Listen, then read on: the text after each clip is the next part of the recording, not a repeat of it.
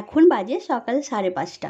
তো ঘুম থেকে উঠেছি প্রায় 10 মিনিট হলো। আর এখন যেহেতু মামামের একটু দেরি করে স্কুলের গাড়ি আসছে, মানে আগে স্কুল হতো 6টা থেকে, এখন 7:20 টাইম।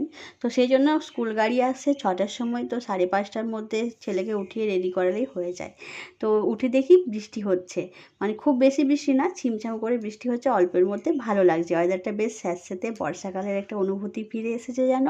তো বেশ এরকম ওয়েদার ভালোই লাগে, কিন্তু অতিরিক্ত বৃষ্টি হলেও আবার সেটা ভালো লাগে না। তো যাই হোক, সকালে ছেলেকে স্কুলে পাঠিয়ে সকালে টুকটাক কাজ করে এদিকে একটু স্নান টান করে রান্না চাপিয়ে দিয়েছি। প্রথমে দেখো মুসুর ডালটা করে নিলাম, আর এখানে রান্না হচ্ছে কাঁচা কুমড়োর পোস্ত বড়ি দিয়ে।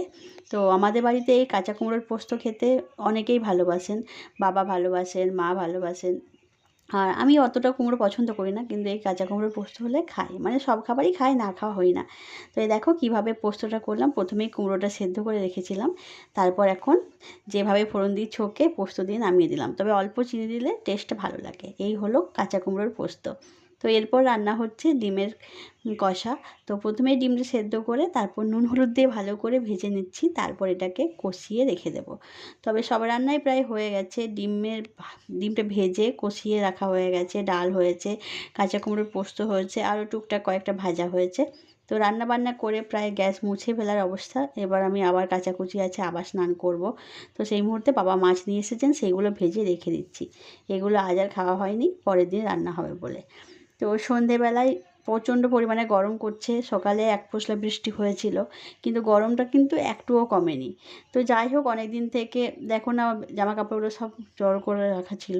তো এগুলো কেচেই রাখা ছিল, বোনের বিয়েতে সব ব্যবহার হয়েছে। তো এগুলো সব এক এক করে আয়রন করতে হবে। আর আয়রন করতে আমার ভালো লাগে, খারাপ লাগে না, কিন্তু প্রচণ্ড গরম করলে না আয়রন করতে খুব কষ্ট হয়। প্রচণ্ড পরিমাণে আমি ঘেমে যাই, আমার মনে হয় গরমটা একটু বেশি করে। তো সেই জন্য গরমে আয়রন করতে করতে আরও বেশি গরমে আমি হাঁপিয়ে উঠছি। একবার করে আয়রন করছি, একবার করে রেস্ট নিচ্ছি। তো যাই হোক, তোমরা কে কে আমার মতো এরকম এত এত জামা কাপড় একসাথে হলে আয়রন করতে ভালোবাসো, বা মানে করে উঠতে পারো, সেটা কমেন্টে জানিও। আমার কিন্তু দু একটা জামা কাপড় জড়ো হলে আয়রন করা হয় না, অনেকগুলো জামা কাপড় একসাথে হলেই আমার মনে হয়, মানে মাথাটা আর কি কাজ করে যে না, আয়রন করতে হবে। তো এই দেখো এক এক করে আয়রন করে নিচ্ছি, আর ছেলের স্কুল ইউনিফর্মগুলোও আয়রন করে নেব।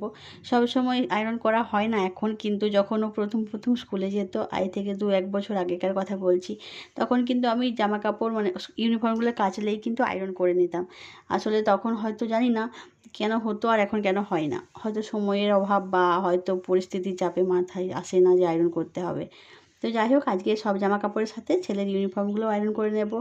আর এগুলো সব আয়রন করে আলমারিতে তুলে রাখবো, কেননা এগুলো তো ব্যবহার হয় না সব সময়। কোথাও বাইরে ঘুরতে গেলে তখনই এগুলো কাজে লাগে।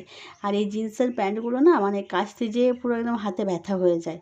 তবে খুব একটা নোংরা হতে দিই না, একবার দুবার পরলেই সেগুলো কেচে নেওয়া হয়, দুবারও হয় না, একবার পরলেই কেচে নেওয়া হয় বলে অতটাও কষ্ট হয় না কাজ। তবে যারা পুকুরে স্নান করেন, তারা যদি এই সকল জামা কাপড় পুকুরে কাচেন, তাদের জন্য অতটা অসুবিধা হয় না, কেননা পুকুরে ভালো করে কাচা যায়, পাথর থাকে।